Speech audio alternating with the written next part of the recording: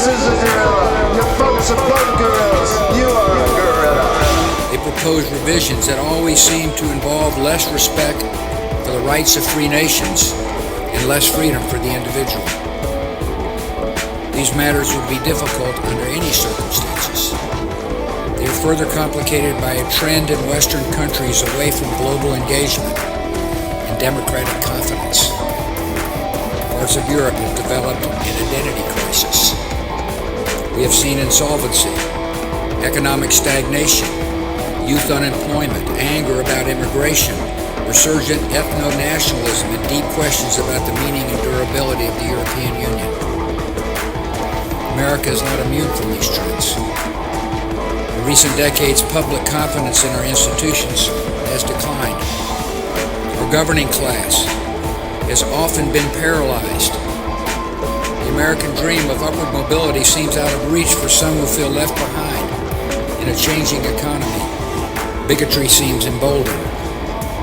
Politics seems more vulnerable to conspiracy theories and outright fabrication. You both were members of Skull and Bones, a secret society at Yale. What does that tell us? Not much, because it's a secret. Is there a secret handshake? Is there a secret code? I wish there were something secret I could manifest. 322, a secret number? There are all kinds of secrets. Now, as you may know, my running mate, Tim, is Catholic and went to Jesuit schools. And one of the things he and I have talked about is this idea from the Jesuits of the Magis, the more, the better. Hello and welcome everybody on the Sunday, June 24th, 2018 to another reading of Code Word Babylon. And today we are still in the chapter Kingdom of God or Masterpiece of Satan, the Secret Doctrine. And Jörg Glissman is joined with me. We are on page 484. A Permanent Presence of Satan is the subtitle of this reading today. That's going to be interesting, Brett, I tell you. Mm-hmm. You know why? Go ahead. It starts with a quote from Socrates, who said, "The unexamined life is not worth living." Okay? Now, I told you that I'm busy doing this German Bible study on the letter of the Romans, based on the book from Karl Olof Rosenius, who was a Swedish Protestant from the 19th century who lived between 18-something in the beginning and 18-something in the end. And this works from between 1860 and 1866. Oh, volumes. Really? Yeah, 2 volumes, 1,300 pages, 1,370 pages. Yeah? Interesting. And I'm doing a study based on this on the book of Romans. I mean, I use this as a basis, and I, of course, explain to the people the first chapter of the book of Romans, because I asked the question in the very first broadcast, is sodomy curable? Yeah. I didn't use the word sodomy. For once, I used the word homosexuality because I wanted to have viewers for the video, and I guess they are more interested in watching a video where the question is asked, is homosexuality curable, than if someone asks, is sodomy curable? Within the video, of course, I use the term sodomy because I don't use the quote-unquote political correct term homosexuality. But the point is, on page 68, there is a footnote. And in that footnote, in the second part of the footnote, he tells here, the author says here, and I'm translating now directly from German into English. I'm going to read it to you in German first. Maybe there are some spectators, some viewers to the video who I'm understand. sure. Yeah, please go ahead. So I will first read it in German and then we will translate it into English. He says here, selbst Sokrates verbarg in dieser Weise sein Licht vor dem Volke, indem nicht nur seinen Schülern gebot, es für sich zu behalten und sich hinsichtlich ihres Gottesdienstes nur nach der Sitte des Landes zu richten, sondern indem auch selber auf öffentlichen Altären opferte und das Orakel zu Delphi befragen ließ. Auch Plato lehrte, dass es nicht weise sei, dem gemeinen Volk das volle Licht vom Vater des Weltalls mitzuteilen. In dieser Weise unterstützten sie gegen besseres Wissen die Finsternis und die Gottlosigkeit, die in der Verehrung der stummen Götzen lag, sowie auch alle jene scheußlichen Laster und Verbrechen, die mit dem Götzendienste verknüpft waren. Yeah, so that was quite a load of German, right? Yeah, quite a load of German. I guess your ears are ringing, eh? Yeah, Anyway, no, it's fine. I'm trying to translate this. It says that even Socrates in this kind tried to hide his light before the people, the common man, by telling his pupils, by not only telling his pupils, but even what's a stronger term for telling? Indulging on the pupils. I mean, is that a better term? To like when God gives the Ten Commandments, to give a commandment, what is that? To force on the people? No, the force is not a good word. Oh, teach. It's just Yeah, teaching. strongly commanded. Let's say strongly commanded. Yes. That he not only strongly commanded his pupils to keep this knowledge, this light for themselves, Oh. and even that in to their religion, only to follow the traditions of the country they are living in. But Socrates himself even was making sacrifices on public altars, and he requested the Oracle of Delphi. And even Plato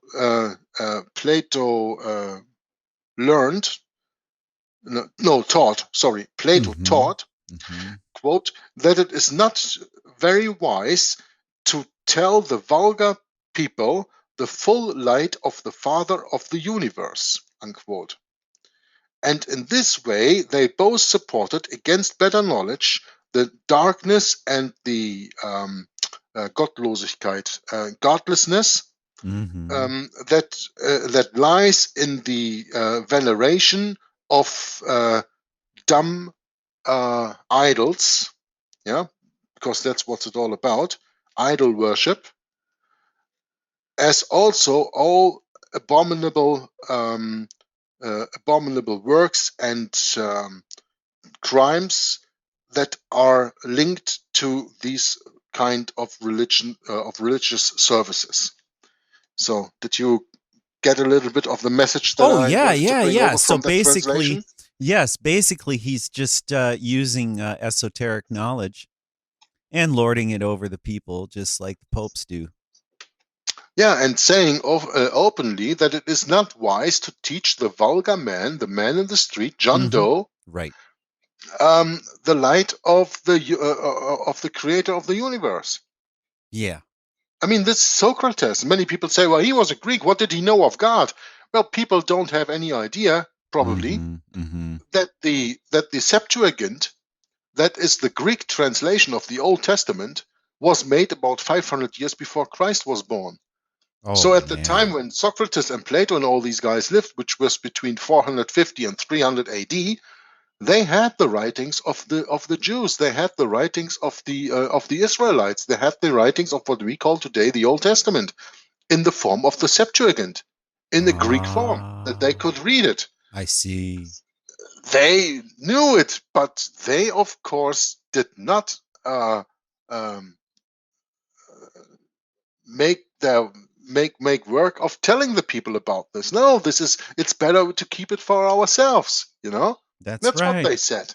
That's what they said. Talk about insider trading. Talk about insider trading, yeah. And this just comes up because we start here this permanent presence of Satan with a quote from Socrates, who said, "The unexamined life is not worth living." So I had to think of this quote, and that's why I wanted to share that with you. Wow, that's really excellent. Yeah, but this is how the Holy Spirit works in these regards. Yes. You know, Yes. you read something on one place, and then you come together with the brother, like I come together with you for the reading of Code Word Babylon. Yep. And there's something similar as mentioned, and you see all of a sudden, oh, I have to use this quote, and I get this, and this is the Holy Spirit connecting the dots, you know, and leaves us into a better understanding, not only of Holy Scripture, but also a better understanding of these books to make the right connections at the right time. So I invite my Catholic reader, P.D. Stewart continues in the book, to tell us to consider carefully the following statements from Roman Catholic cardinals, Roman Catholic archbishops, and from Jesuit priests. We start with the second part of the testimony from Jesuit Malachi Martin, who lived between 1921 and 1999. This gentleman, a high-ranking, respected Roman Catholic professor, Vatican diplomat or attaché, and papal advisor, exposes with an unsparing hand, unwittingly or otherwise, the sinister nature of the Vatican. His testimony is all the more valuable coming from a source as he. The statement is from his book, Windswept House, one of the most sold books I think that he ever wrote, right? Mm. What's the other work that he did? Malachi The Martin. Keys of This Blood. The Keys Yes. of This Blood, right? Right. And Yes. Windswept House is the book before. I've Now, never heard of when- that one ever. When people ask of these books, the writings of Malachi Martin are Yeah. written as a novel. Yeah. But they are actually dealing with reality. But he had to dress it as a novel because otherwise, Sure. Yep. he would have exposed the permanent presence of Satan probably too obvious. So Right. that's Right. how these things. That's how these things work. Yeah, it's awfully subtle, when you start to learn, who's an ex-Jesuit and all that. Yeah, I'm very careful with the terms like the ex-Jesuit. I have really doubts if there's something if there can something exist like an ex-Jesuit, if that is even possible. Yeah, On it's the really other a hand- strange deal. Yeah, on the other hand, if I say there is no thing like an ex-Jesuit, then I take maybe credit away from people like Alberto Rivera. That's true. I know, but when there's a So- spirit-filled one, you know it. Like Alberto Rivera was at And one that's- point and- very spirit-filled, I would say. That is a very, very important distinction that you make there, Mhm. Brett. Yes, it Because is. from people like Malachi Martin, they speak of quote unquote being an ex-Jesuit, but he has never come out in the way that Alberto Rivera came out. He has never taught Jesus Christ crucified and risen That's right. from the cross as Alberto Rivera did. Yeah. And I think that is the reason why Alberto Rivera may be the absolute only and sole exception of really a quote unquote ex-Jesuit to be. Good point. At least that's what I think, because I don't know of any other Jesuit who ever taught Jesus Christ crucified the way that Alberto Rivera did it. Okay, there are quote unquote ex-Jesuits who expose some of the secrets of the Vatican, but that's not the same. Alberto Rivera didn't stop there. That's where he started, but he didn't stop there. He No, went he on didn't. preaching and he was spreading the gospel all over the world, and the true gospel. So how can he even be a Jesuit with a mission when he tells absolutely undeniable biblical truth? Yeah, and he learned English. Obviously, he's a pretty good English speaker, and I forget now which country he came out of. Spain. Spain. He was born. He was Mm. born in Tenerife, which is one of the That's Canary amazing. Islands in front of the African coast, belonging to Spain. Hmm. He comes from there Wow, originally. fascinating. Yeah. Yeah, it's a fascinating personality, this Alberto Rivera. Yes, And I think that is the one distinction that we can make between him and all other quote unquote ex-Jesuits, which makes him so legitimate. that we know of, at that he- least. Yeah. Yeah, but that Right. that we know of at least. Yeah, that's right. Yeah. That he absolutely preached on basis of the King James Bible, the gospel of Jesus Christ, without any without leaving anything out. Yes, yes. Now there's a case of a Gentile getting a hold of the gospel and just letting loose with the Spirit, man. Yeah. Just let it come out. And I don't know of any other quote unquote ex-Jesuit who ever preached the gospel in the way that Alberto Rivera did it. And I think That's is where right. he distinguishes himself from all the other quote unquote ex-Jesuits. So with Malachi Yes. Martin, I'm not so sure if he Right. was an ex-Jesuit. I'm just saying that every Jesuit, and agree. we know that from the reading of Rulers of Evil, that every high-ranking Jesuit who writes a book has the approval of the Jesuit general to publish that book. Otherwise, it is not published. Yeah, Wow. we know that from Rulers of Evil. We read that Yeah, in Rulers that's of right. Evil. That's When right. it came to Sun Tzu's The Art of War that Amiot published in 1772, 1 year before in 1773, the Jesuits were quote unquote abolished. You know? Yeah, I just pulled out that book the other day, Yerk, and started reading it. Man, Rulers of Evil, that is really a good book to reference Yeah. to. It really is. Yeah. Especially the beginning chapters, man. I just really, Yeah, absolutely. really started soaking that in like I never have before. You know? Yeah, it's a very good book. It is.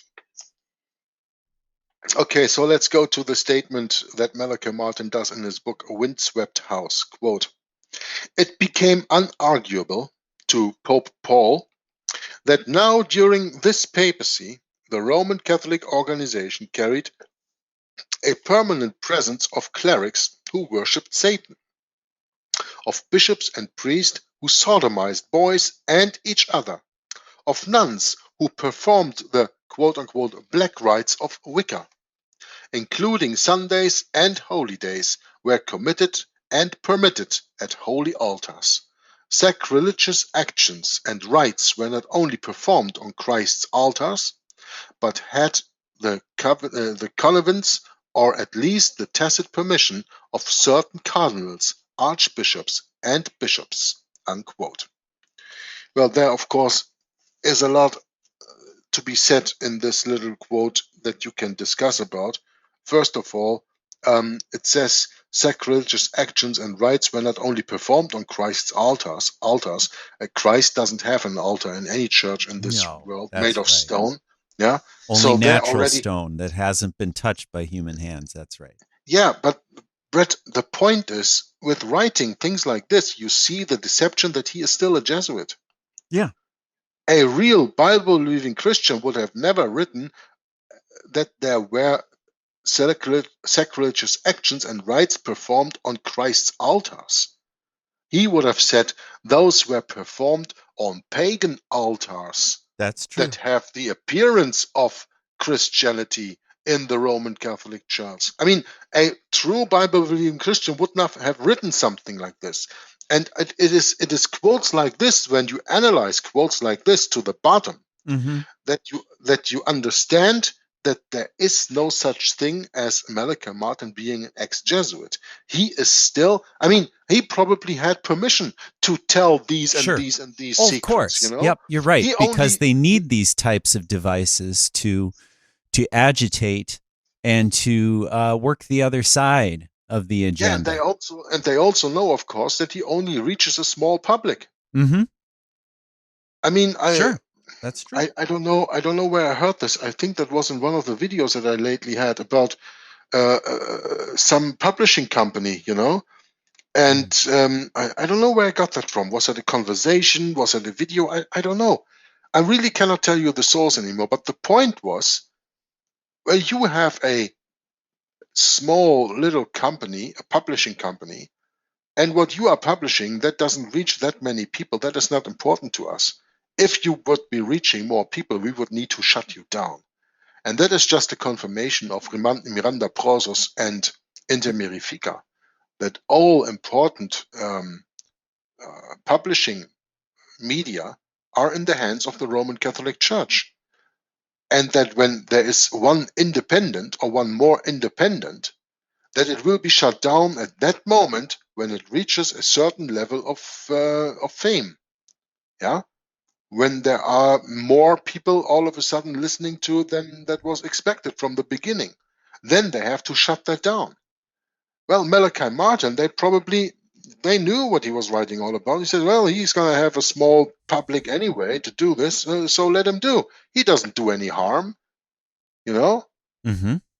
Even with these things that he writes here, even that those things are atrocious to the Roman Catholic Church, it doesn't matter because almost nobody reads it. I mean, what are, for example, I don't know, 50,000 people reading his book in a world full of 6 billion people, Mm-hmm. right? Right. What can they do? Right. What does that change? Nothing.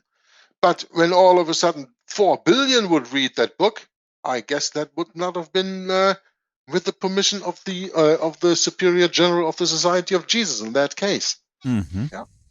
And of course, then when you read this book and you read that he writes things like this, for example, including Sundays and holy days, a Bible-believing Christian who would have written that would have written including the pagan Sunday worship and quote-unquote holy days, which are not holy anyway because God didn't ordain them. And there's only one who can make things holy, that is he who is holy. And there's only one holy, and that is God, the God of the Bible. Yeah, I mean, those are that's right. things. Those are things that you have to understand when you read a quote like this.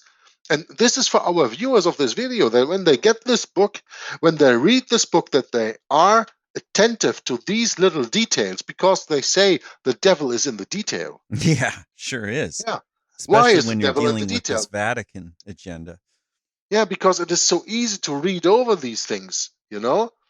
And when, of course, a quote-unquote ex-Jesuit writes this quote and speaks of worshipping Satan within the Vatican and practicing sodomy, well, that's no secret at all.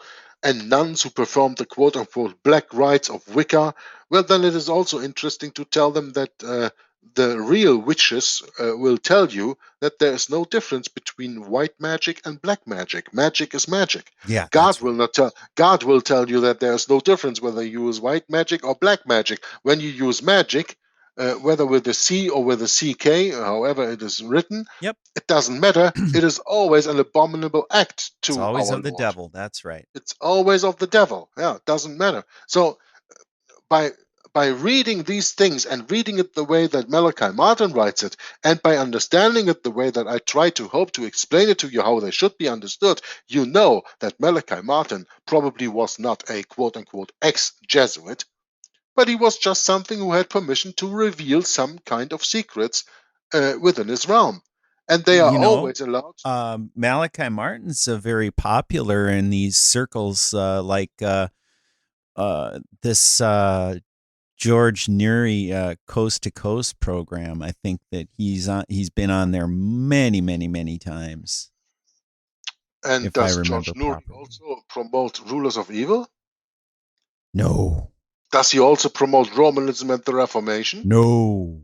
Does he also promote Roman civil liberty? No. Does he also promote history of Romanism? None of it. The one that Tom Friess reads for the moment? No. So there you see. I made my point. I rest my case. Yep, that's it. That's it. Anyway, let's continue in the book, eh? Mm-hmm. As church authority goes, this is quote-unquote right up there. Malachi Martin, although a staunch Roman Catholic, has displayed more honesty and frankness than is often found among the Jesuit priesthood. Notice that Professor Martin refers to connivance of cardinals, archbishops, and bishops, not just the lowly priests. Well, we say in German, the fish always starts to stink at the head. Mm-hmm. Yeah? And that's the same with the Roman Catholic hierarchy. It starts to stink at the head, at the cardinal level, at the archbishop and bishop level, and then it goes down to the lowly priest. It doesn't start rotting from the bottom up, where the broad mass is, broad mass of priests in comparison to how many archbishops or cardinals are there, you know? Mm-hmm. It always starts on the top. You see this word connivance, it's pronounced connivance. Connivance. It means to connive. You know what that is, right? Well, I understand it. I cannot just translate it in my head into German. Right. No, I understand that. You're not a native English speaker, but it's to connive. And I don't have that definition in front of me right now. I should look that up quick. Well, you can do that on the internet while I keep on reading. Yes, please. And then you can give us the explanation of connivance. Anyway, Malachi Martin, that is, assures us that Windswept House is no mere fiction. He says much the same thing in his other book, The Decline and Fall of the Roman Church, a title which has interesting parallels to the fallen church or woman of Revelation 14:8 and 18:2. The Decline and Fall of the Roman Church, a non-fiction book, sets out the Vatican's geopolitical views. Malachi Martin writes, quote, Antichrist, that is my Mm-hmm. my emphasis in here, that is not Please. written by Malachi Martin, but Antichrist Pope Paul VI realized that in his last 2 years that something unimaginably ominous had been moving inexorably toward them, was already in their midst, and had nothing to do with the Holy Spirit. Quote, the smoke of Satan has entered the church, is around the altar, unquote. He remarked somberly. There was a conflagration feeding on the dry wood and the underbrush of the centuries old kingdom, unquote. From Malachi Martin here. The smoke of Satan has entered the church. Yeah, but that's already centuries ago. Hmm. I would say about somewhere in 321, if I'm not mistaken. Mm-hmm. When Constantine baptized the pagan Roman Empire with quote-unquote Christianity. Good point. Good That point. is That the was latest the very point. beginning, yeah? I'm not going so far, No. because we have to understand that the apostasy and therefore the workings of Antichrist and the workings of Satan were already working in the time that Paul preached in his letters. Oh, that's true. Yep. Simon Magus and all that.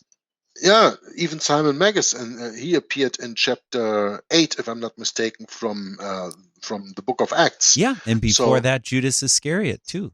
And before that, of course, Judas Iscariot. Yeah.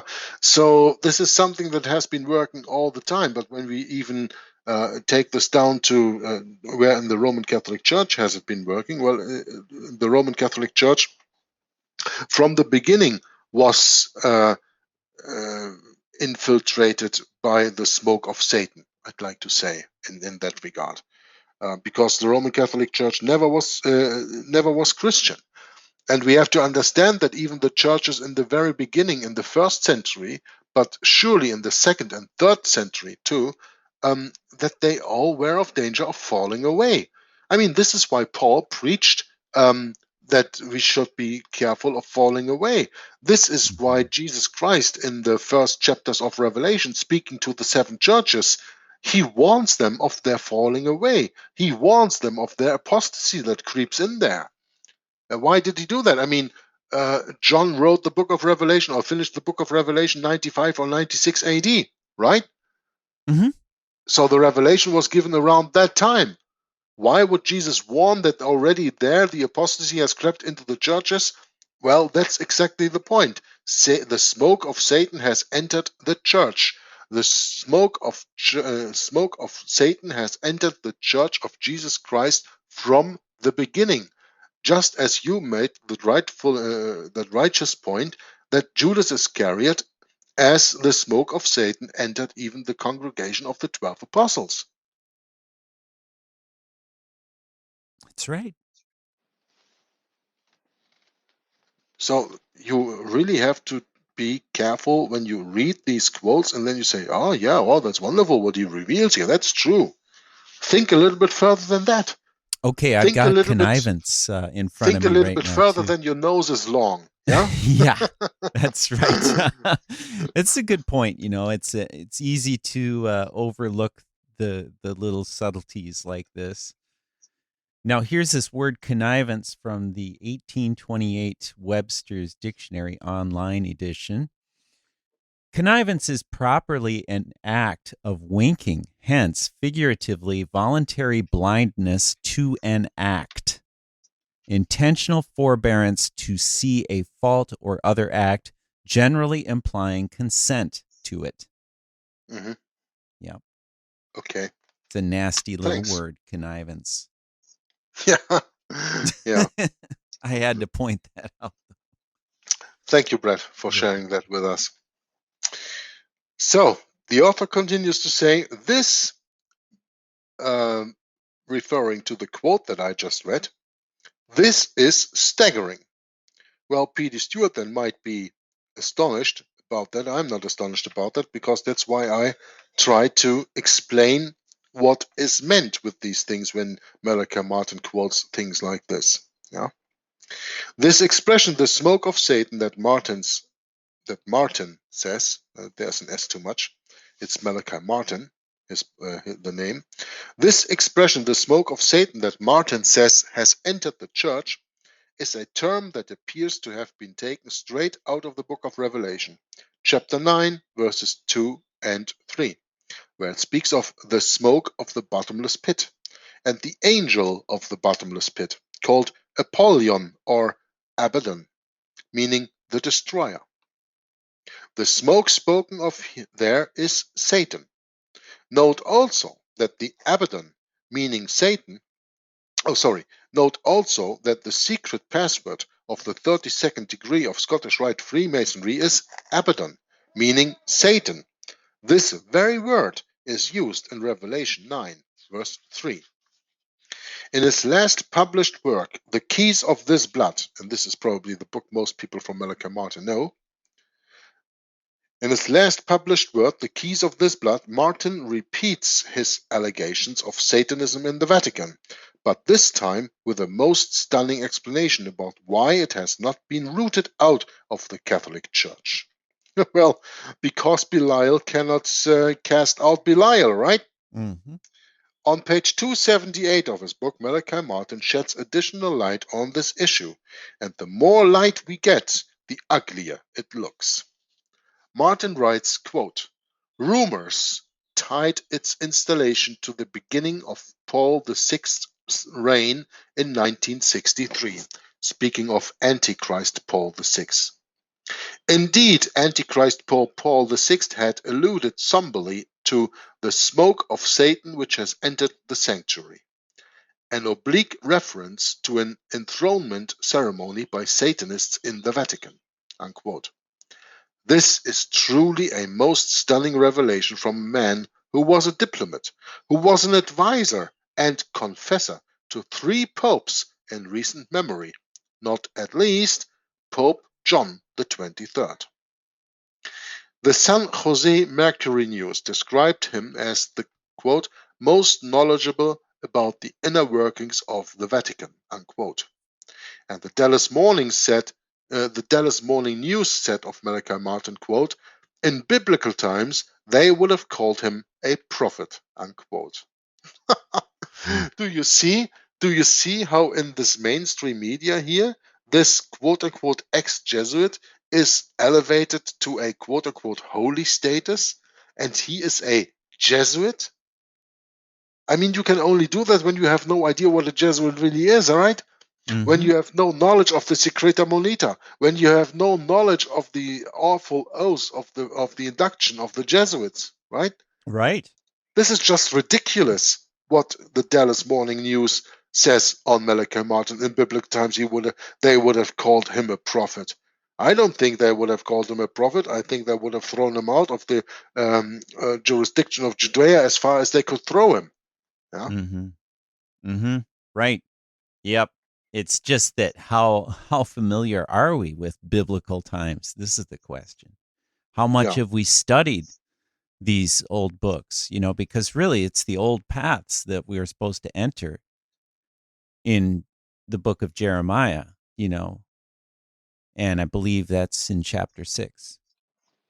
I think the next sentence is very important to understand correctly. Because P.D. Stewart says, yet to the best of my knowledge, speaking of P.D. Stewart, neither the Vatican, the Pope, nor any high official within the Catholic Church have ever denied Malachi Martin's statement. Why didn't they deny Malachi Martin's statement? What do you think, Brett? Well, when you go into denial of that statement of Malachi Martin, you start an avalanche. Yes, true. Mm-hmm. But when you ignore it, nothing happened. You know? If Malachi Martin wrote this book and published this book, or in China a sack of rice falls to the ground, who cares? But when they act on it, when they respond on it, when they would take any official within the Catholic Church to deny what Malachi Martin said, they would start a discussion on that subject. And then it would get really interesting. Then they would really be kicking something off. But that's why they don't care. Mm-hmm. They just don't care. And why don't they care? Because he is allowed to say these things. And I think this is the point where P.D. Stewart goes in fault of this book, that he should be a little bit more biblically vigilant to understand why they are not doing this. I mean, imagine the Pope standing in front of microphones and television cameras and stating this, quoting this book from Malachi Martin, and then denying that and giving an address on that. What would that do? All the people who watch that all of a sudden want to know more, and now it has to be investigated. Sure. Well, what do you think That's happened right. if there were really some kind of quote-unquote forces that were able to investigate the inner workings of the Vatican? I cannot even imagine what was going to happen then, you know? And no this wonder is they why- need to have these papal encyclicals in order to enforce the facts that they own all the media. You know, Yeah. they So have to. there's no question why there is no denial of that what Malachi Martin said here. And I think it is points like this, Brett, where the author P.D. Stewart falls short of informing us of the whole truth. And this is why it is so important that when you read these books, that you have to have real biblical understanding to uncover the things that even an author like P.D. Stewart, with all due respect, leaves out in this book for the full understanding. I mean, when you write a book like this, aren't you as the author obliged to say, okay, yes, to my best knowledge, neither the Vatican nor the Pope nor any high official within the Catholic Church have ever denied Malachi Martin's statement, but why didn't they do that? Because, and then making the points that I just make. This is how this book should read. I mean, maybe it's just me. Maybe I'm just frantic over this. I don't know. But this is the thing that I get out of this book. Mhm. This is how I think things should be written in this book and be explained in this book. When you want to tell the whole truth, don't only state the facts, but also give the background of the facts. Okay, the church never denied Malachi Martin's statement, but why didn't they do that? Isn't it the purpose of the author, or shouldn't it be the purpose of the author to tell us why they didn't do that? I mean, this is the reason why you and I, we love so much listening to Tom Frass reading books, Yeah. right? Right. Because he always points the finger at the wound. He says this and this and this should also be in this book, or this and this says this, but what it doesn't say, now I'm going to comment, and this and this and this. I don't know anybody in this world, second to Tom Frass, who does that an excellent work on analyzing the books that he reads on Inquisition Update with that knowledge that he does. And he would have stumbled probably above the sentence anyway. I mean, I get to it because I'm listening to his reading of Code Word Babylon, which he did in 2010 right now in the archives. Mm-hmm. But it's going to take a long time until I come to page 486 where he reads this. And I don't know if I then will be attentive enough to make the point, but I know very sure that if there's anyone in this world who would fall on this comment that I just made the same way that I do, or even probably better, then it would be Tom Frass. Yeah. Amen to that. Really. And I think those are the shortcomings of books like this. This book can be wonderful in all the things that it exposes, but here and there, omission is very, very dangerous. And for a complete understanding for everybody who reads these books, well, then maybe it should have been 100 or 200 pages bigger. Who cares? A book that already has 520 some pages doesn't matter if it has 620 or 720, but add this knowledge to the book. Add what we add in this reading and understanding to the book, that the people can get a full knowledge of the book, that they will really understand why is it written. Okay, there was no denial of what Malachi Martin said. Yeah, why wasn't there a denial? Well, because of the reasons that I just told you. Anyway, I want to see if we can at least finish this little subchapter in this 1 hour. So I have to get along a little bit here. Indeed, it has received their tacit approval, as he was not excommunicated or reprimanded by the Vatican, Antichrist John Paul II or Antichrist Benedict XVI. Is this admission by silence? Well, that is an interesting question, and you could ask the same question about why was Cardinal Bellarmine not excommunicated? He was the propagator of liberation theology. He was the one that laid the foundation for the founding of the United States of America in the 18th century. Without the liberation theology of Cardinal Bellarmine, who lived in the 16th century and was a Jesuit, there would not have been the founding of the United States of America as we know it.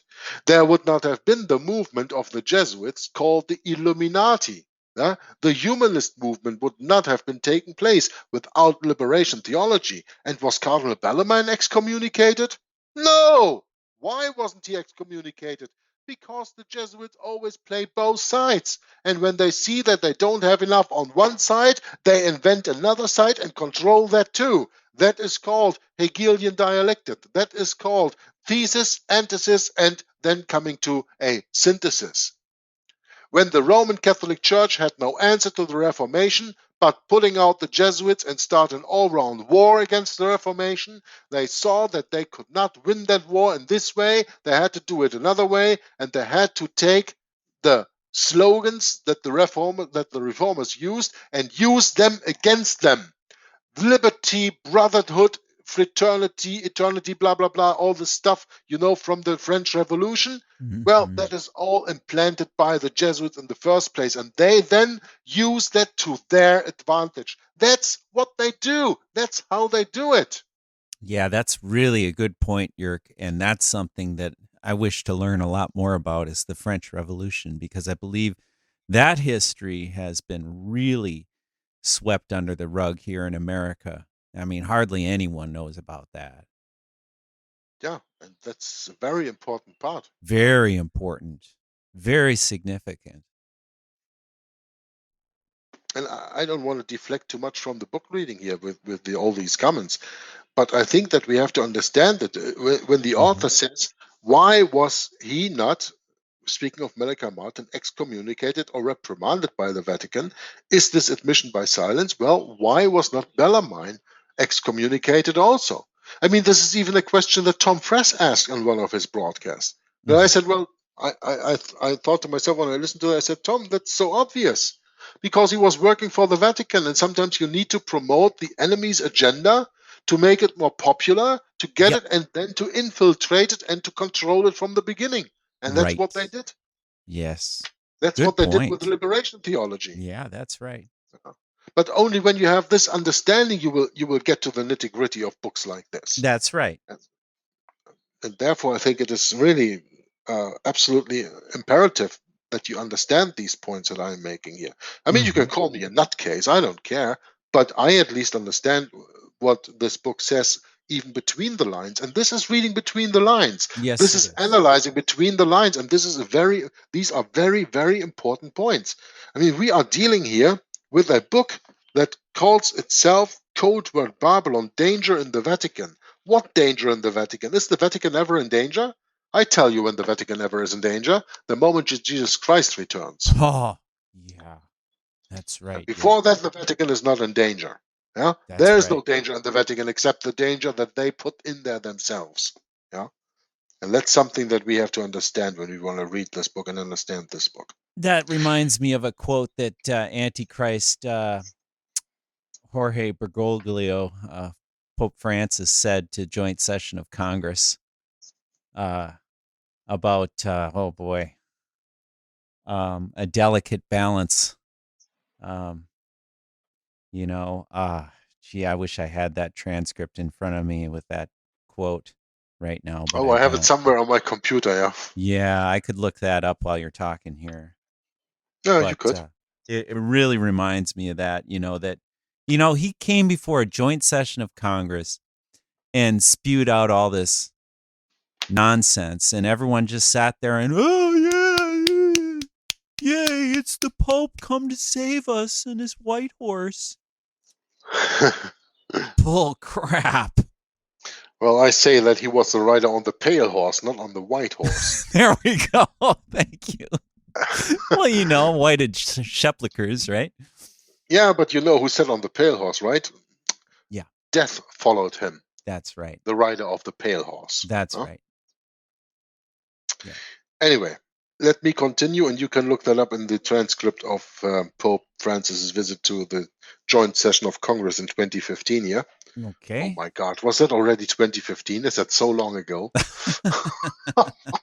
Time flies. Oh man, I can't believe how time flies. Yeah. I know, isn't it amazing? So the author says, or asks the question, is this admission by silence? Well, I went into that, and you make up your own mind what you think of this. And it gets even grosser, he continues. On the same page, 278, where the earlier statement also was written, as we read before, on the same page, Martin drops this bombshell. Note the word I have put in bold. I will tell you, of course, when I read the word in bold in this quote. Besides the incidence of satanic pedophilia, rites and practices was already documented among certain bishops and priests as widely dispersed as Turin in Italy and South Carolina in the United States. The cultic acts of satanic pedophilia or pedophilia are considered. It's just another writing here. Okay, so the cultic acts of satanic pedophilia are considered by professionals to be the bold printing culmination of the fallen archangels, meaning Satan's rites, unquote.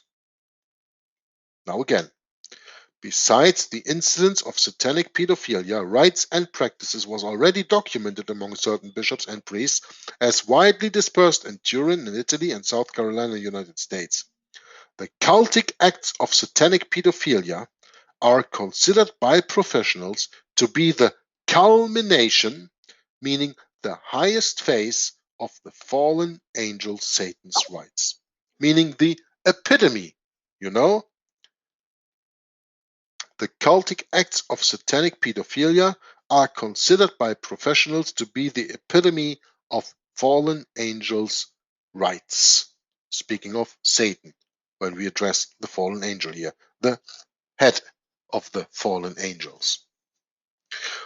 For my reader who would dismiss the idea of the devil or Satan, I say to you, per tales artes et ritus impios et invocationes et denomon, nullus aquam sequatur effectus ministerio denominum error, which is, of course, Latin, and I don't understand that very much, but I guess that there is a translation of that coming. It says, it is an error to believe that the magical arts and invocations of the devils are without effect, unquote. Oh yeah? For my reader who would dismiss the idea of the devil and Satan, I say to you, it is an error to believe that the magical arts and invocations of the devils are without effect. Think about that when next time you put out a Ouija board. Think about that next time you go to a quote-unquote soothsayer and want to speak to your deceased mother's spirit. Yeah, the astrologers. When you play with these ghosts, they will start playing with you. It is an error to believe that the magical arts and invocations of the devils are without effect. Absolutely. They have the same effect as the effect has of a righteous prayer to God. He will also hear the righteous prayer of a righteous man, right? Yes, that's right, Jörg. But therefore, don't expect to get rich in this world, because you can pray to God as long as you will. He will never make you a millionaire in this world. He is not the God of giving riches when praying to him, but he No. can make you a millionaire with a treasure that you can put up in heaven, I can tell you. And that's the kind of treasure that you want to have in your life, not here on this world. But that's the difference, of course. Magical arts and invocations of the devils are within an effect within this world, directly, because he only rewards the people who are living in this world, who are dead, according to Jesus Christ. You remember what Jesus Christ said when one of his disciples who was called to him, and Jesus said, "Come on, follow me," and he said, "Oh, yeah, just give me a minute. I gotta bury my dead father." And Jesus Christ said, "Well, let the dead bury the dead." Yeah, that's it. Let the dead bury the dead. And when So you invoke devils, magical arts, devils, and fallen angels here on this earth, you will get a reward here in this world, instantaneous. Okay, but you will pay a much higher price when it comes to the day of judgment and you stand before your Lord. So, you got a Ouija board at home? Don't throw it out in the garbage. Take it into the garden and burn it. You were looking it up in of the speech of Pope yeah, Francis, I've Deborah? got that right in front of me, Yerk. And Yeah. of course, this is a long elaboration of this agenda that Pope Francis, of course, he's got. I should say Antichrist Jorge Bergoglio, because that's who he is. He's got a long agenda here that he's spewed out to a joint session of Congress. And of course, at the bottom of the agenda is of course, climate change BS. But he addressed this topic.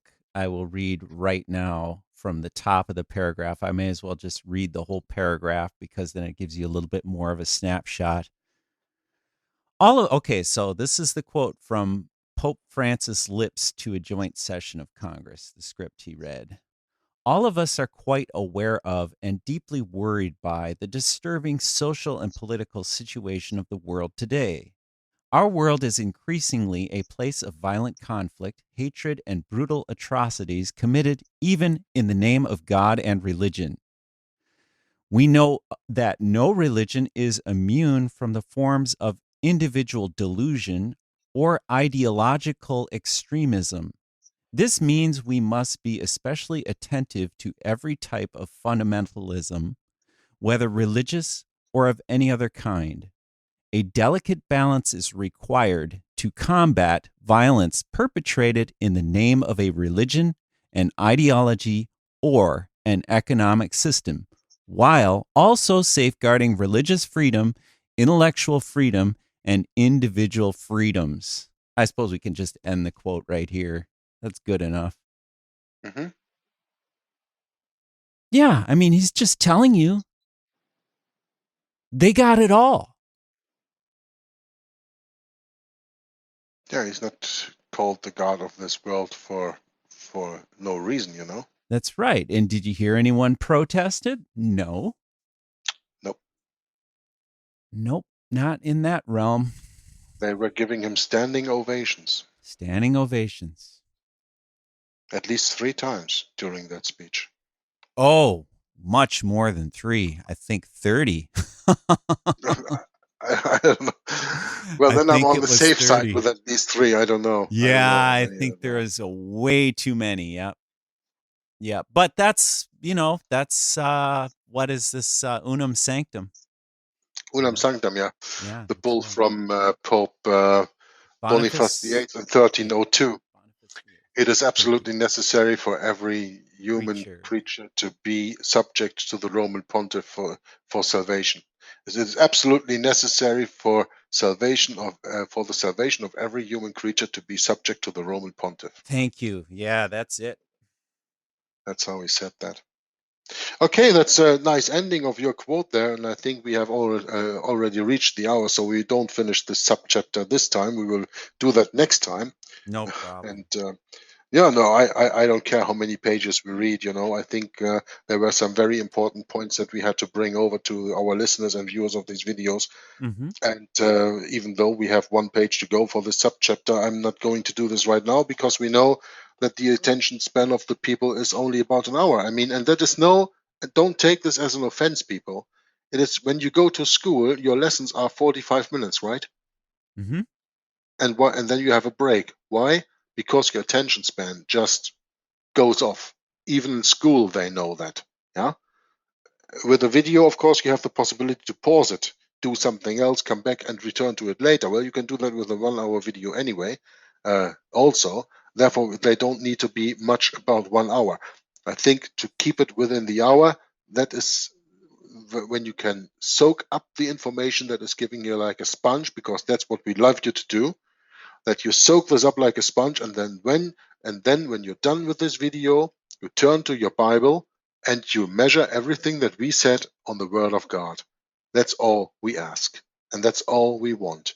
That you take up and pick up the Word of God and make that the foundation of your conscience.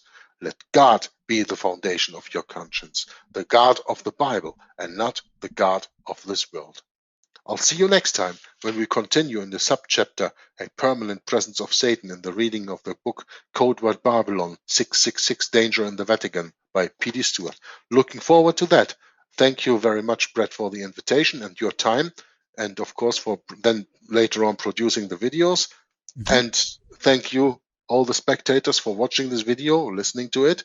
And I hope that you all learned something about it and that you come to the right conclusion, that when you're getting up from your screen after watching this video, the first grasp you do is grasp your 1611 King James Authorized Bible, the Word of God as it is preserved today in the English language. Until next time, Maranatha. Thanks for your time and energy in reading this book and discussing it with me. And we'll be looking forward to seeing everyone next time. God bless. And I hope that you also pick up your Bible and start reading. And, you can read pretty much any chapter, any verse, where you like, and start studying it because it's all relevant. Don't let anyone tell you otherwise. Catch you next time. Bye-bye.